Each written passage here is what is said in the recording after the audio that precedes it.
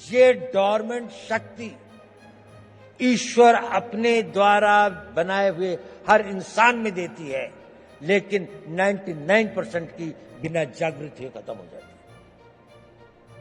कुछ लोग इसे जागृत करते हैं और वो अपने डिसिप्लिन से और उसको अपना नेचर बनाकर जागृत करते हैं। आप अपनी उस इच्छा शक्ति को बढ़ा सकें, वही इच्छा शक्ति एक राष्ट्रीय शक्ति बनती है। लड़ाइयां क्यों लड़ते हैं हम लोग? कोई हमसे साइकोपैथ थोड़ी हैं कि दुश्मन की लाशें हों, डेड बॉडीज पड़ी हों, कटे हुए गड्ढे हों तो हमें कोई बहुत संतोष या बहुत सुकून मिलता है। इसके लिए नहीं रहती लड़ाई।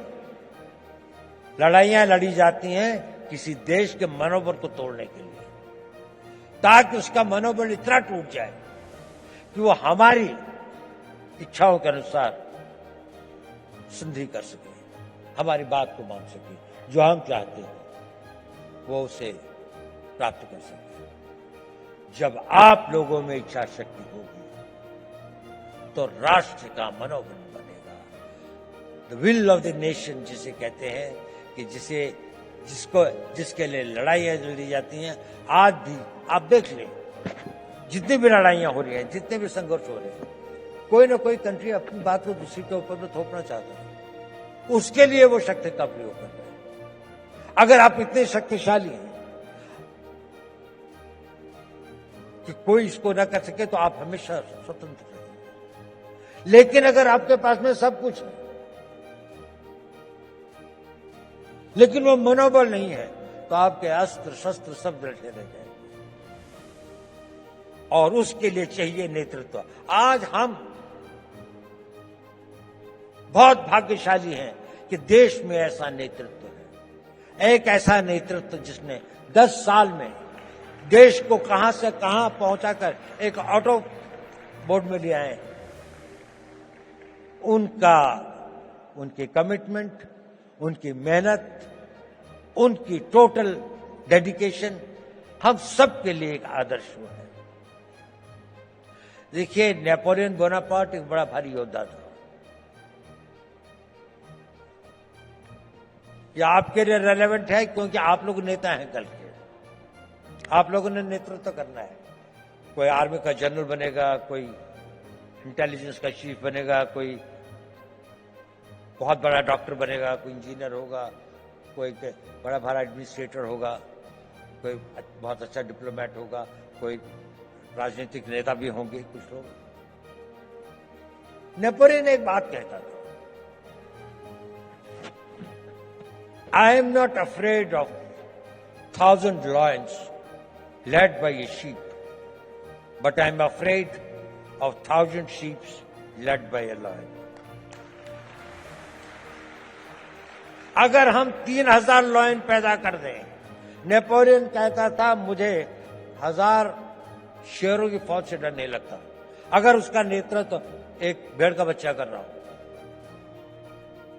लेकिन अगर भेड़ों की फौज होगी पर अगर भेड़ों की फौज का भी नेतृत्व करने वाला एक शेर होगा तो मुझे उसे बहुत डर लगता है। क्या इस भारत मंडपम में बैठे 3,000 शेर पैदा कर सकते हैं? 3,000 वो लोग कर सकते हैं। अगर आप नेतृत्व करेंगे तो देश पीछे चलेगा। जहां आप ले जाएंगे देश वहीं जाएगा। आज देश कहां जा रहा है? इसकी कल्पना जिसने इसकी कल्पना करी, मोदी जी ने इसकी कल्पना करी। एक संघर्ष का एक टीम में जो भी इतना सारा, इतनी मेहनत, इतनी लगन, इतनी कमिटमेंट, इतनी इमेजिनेशन के साथ में इतना डिसिप्लिन है कि वो भी एक तरह से ऑटो मोड पर डिविनिटी के साथ चलते हैं। कहां से विचार आते हैं, नए नए विचार किसी भी क्षेत्र में। हम लोगों का तो थोड़ा स्पेशलाइज क्षेत्र है, उसमें भी मैं देखता हूं हमेशा उनको कोई एक नया विचार, एक नया वो आता है उस विल पावर से, उस टोटल कमिटमेंट से, उस पूरी की पूरे समर्पण से। आप बहुत भाग्यवान हैं। आप एक उस भारत के तो देखेंगे जिसकी हम कल्पना कर सकते हैं। जब आप अपने यौवन में, जब आप अपने के आगे अपनी मेहनत और लगन से आगे पहुंचेंगे तो उसके बाद आप देखेंगे एक बहुत बड़े भारत की अपूर्व हुई। लेकिन ये पहली बार नहीं होगा कि भारत के इतिहास में ऐसा हुआ। जब जापान का उदय हुआ तो वेस्ट के अंदर में एक बड़ी बहस चली कि क्या एशियन कंट्री कोई जो है वो वेस्टर्न कंट्री से आगे निकल सकता है। तो मैलिस एंडरसन करके एक हिस्ट्री के कैम्ब्रिज यूनिवर्सिटी के अंदर में एक हेड ऑफ द डिपार्टमेंट थे, उनसे कहा गया कि एक स्टडी की जाए कि ये इकोनॉमी जो है इसका क्या इतिहास रहा है। तो मैडिस ने एक किताब लिखी जिसका नाम है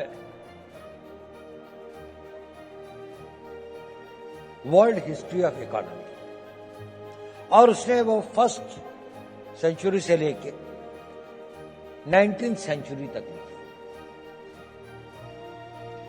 और उसमें उसने कहा कि इसमें से 1700 साल तक अधिकतर इंडिया की नहीं तो कभी कभी चाइना की इकोनॉमी ही वर्ल्ड की सबसे बड़ी इकोनॉमी थी। और बड़ी ही नहीं थी कि टुगेदर इन दोनों के बीच में लगभग 55 to 60% इकोनॉमिक पावर थी, बाकी सारी दुनिया में 40%। भारत ने बहुत बड़ी सक्सेसेस देखी हैं। हमें 150-200 साल लगते हैं। ऐसे कई बड़े कालखंड आए हैं जिसमें वो अपनी पराकाष्ठा पर था, साइंस की, टेक्नोलॉजी की, आर्थिक विकास की, लेकिन हम वहां से गिर भी सकते हैं। There is nothing permanent in life. आपको अपने हर दिन की, हर उसकी रक्षा प्रतिदिन करनी पड़ती है। ये एक परपेचुअल स्ट्रगल होता है। नेशनहुड और राष्ट्र को मजबूत रखना ये एक निरंतर संघर्ष है, जैसे कि आपका भी संघर्ष निरंतर है। ये कभी समाप्त नहीं होता। आखिरी सांस तक आपका जीवन तब तक सार्थक है जब तक आप सोचते हैं कि मेरे लिए करने के लिए कल भी कुछ है। अगर आपके पास कल कुछ नहीं है तो आपका जीना बेकार है। आप सोचते हैं और जो कल मैंने करना है वो डिसिप्लिन आपके अंदर वो इच्छा शक्ति पैदा कर देगी।